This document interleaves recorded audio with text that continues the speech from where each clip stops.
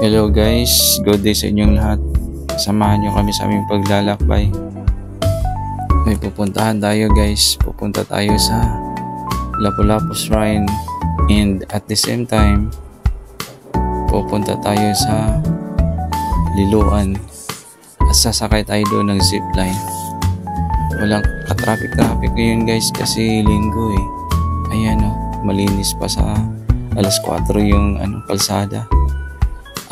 At andito na tayo ngayon guys. Hello guys, good morning.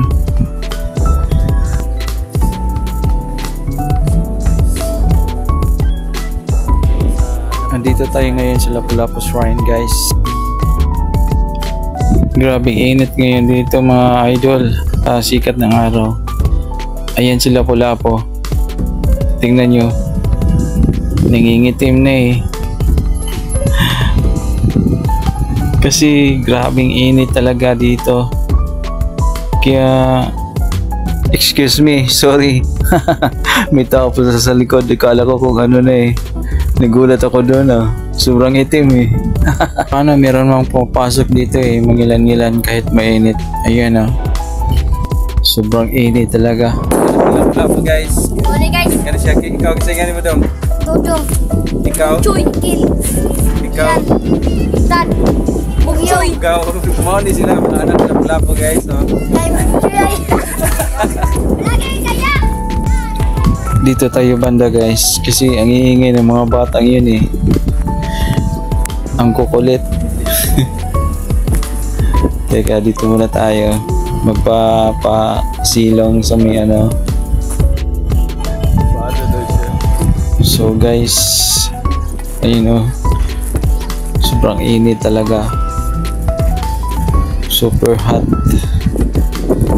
Kaya dito mo talaga makikita si Lapu-Lapu sa Lapu-Lapu Shrine. Ayan o, sa likod ko atapang tao. Hindi natatakot sa init. Diretso na tayo sa Liloan guys para sa zipline. Dito ang daan natin guys sa may Cebu to Cordova Bridge kasi walang traffic dito eh, mas mapadali yung biyahe natin.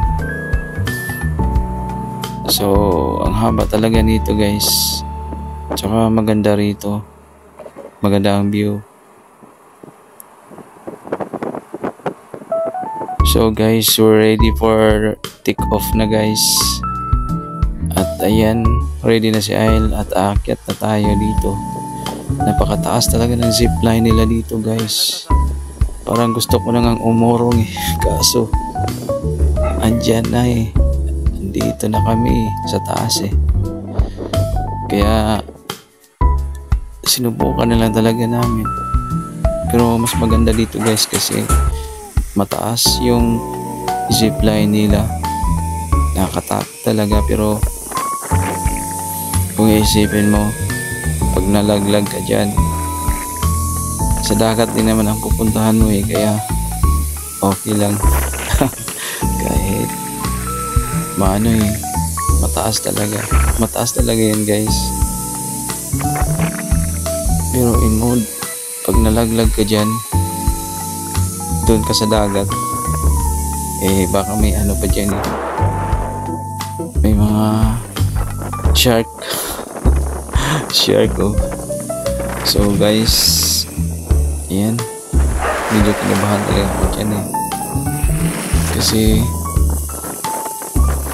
baka nga eh maputol yung ano, yung cable. But anyway, doon naman sa dagat ang bagsak mo eh, hindi ka naman masyadong nasasaktan. Mas nasasaktan ka pa nga eh pag iniwan ka ng ex mo. So ayan na guys, tagumpay tayo, nakapag zipline na tayo. At ito naman si Ail, gustong gusto talaga niya mag zipline din eh. Ayan na. So ayan na si Ail guys. So thanks for watching guys.